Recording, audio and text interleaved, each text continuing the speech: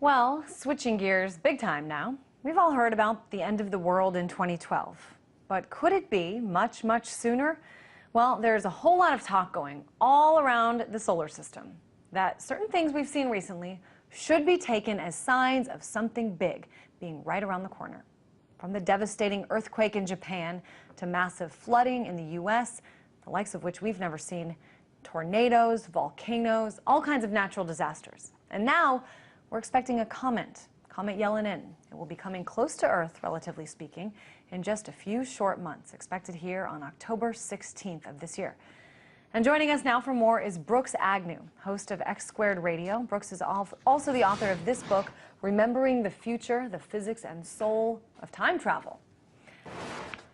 So Brooks, I really want to talk to you about this because a lot of people are talking about this. If you look on the internet, on YouTube, people seem to think that we should be concerned and worried and be preparing for October 16th. What's the big deal here? Why should we care about this? Well, that's a really good question. A lot of people are concerned about it. We've done a lot of research on Comet Elenin, and what we found is that there's a lot of missing data on this comet. NASA claims that it's a harmless little fuzzball of ice, won't come any closer than 22 million miles to Earth. Others are saying that they're getting pictures of it, that it doesn't look like a comet, it doesn't act like a comet, it's coming in from an area that comets don't normally originate from. We have sort of a maelstrom in our galaxy where comets originate, and this one's not coming from that neighborhood. So there are a lot of things about this comet that don't make sense. Couple that with the arrival of a very large asteroid along around the same time, coming in from a different angle, and the launch of the new emergency alert system on the same day of the arrival of that asteroid. And you have some very strange coincidences that it seems the officials are not being upfront about. So what are you trying to say here, Brooks? I mean, you're saying that there are some dots to be connected here. What are they, and what's the conclusion we should be led to? Well, it's a much bigger picture. As our solar system nears what we call the galactic plane of our galaxy, and we've seen a few television specials and a few movies and certainly some sensationalism out there in the press about it, but the facts cannot be denied that every 26,000 years our solar system arrives in this neighborhood, and it seems there is a historical record that some very cataclysmic things happen about this time. Now, we have been, put off by professionals saying, oh, there's nothing to worry about, everything's going to be fine in 2013 just like it is right now. But those of us that have been watching the cosmological signs, geological signs, oceanographic signs have been showing that there is the trend that the ancients said would happen. So when you're talking about some of these signs, Brooks, you're talking about some of the natural disasters we've seen, the major earthquakes, hurricanes, flooding. I mean, is this what you're talking about? Yes, taken by themselves, they seem rather innocuous, but when you put them all together, it fits a very neat pattern of some other gravitational forces, some other higher frequencies entering our solar system that we haven't faced before, not in a long time. Let me tell you what, I've been looking around online, and there are a lot of conspiracy theories out there about what this means. Comet Elenin. What do you think are some of the most viable, maybe one or two of the most viable theories out there in terms of what we should be aware of regarding this comet?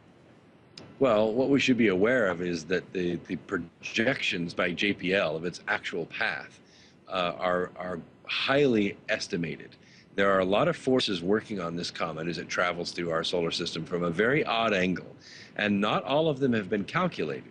So we're kind of making a guess as to where this thing is going to end up. And a guess, may not be good enough.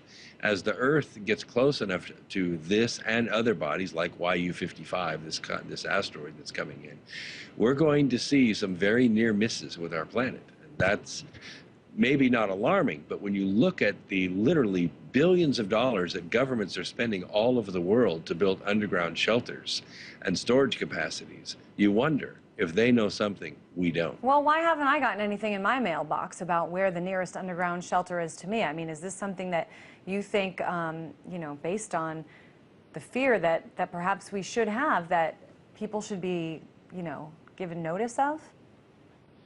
Well, I think it's worth a raised eyebrow, and I'm sorry you didn't get your notice, but I think that when we look at the press and we look at where governments are spending their money, for instance, recently Russia announced that they're building 5,000 more underground shelters. Why? Because they don't have enough shelters for all their people. Against what? And of course, we've been building a lot of them here in this country, and that's also the subject of a lot of conspiracy theories. But if those kinds of shelters are being built, and we have, oh, I've just about forgot about this one, NASA's little video warning that went out to all the family of NASA employees to get their food storage together, get their water storage together, have an escape plan so that they can go from where they are to where their family is should the communication systems be knocked out. It's very real. In 1859, we had a solar storm that knocked out telegraph offices, caught them on fire, burned papers, electrocuted workers. Brooks, unfortunately, we are out of time, but certainly these are very interesting things. We appreciate you helping us make light of them. Brooks Agnew, host of X Squared Radio and author of Remembering the Future, the Physics and Soul of Time Travel.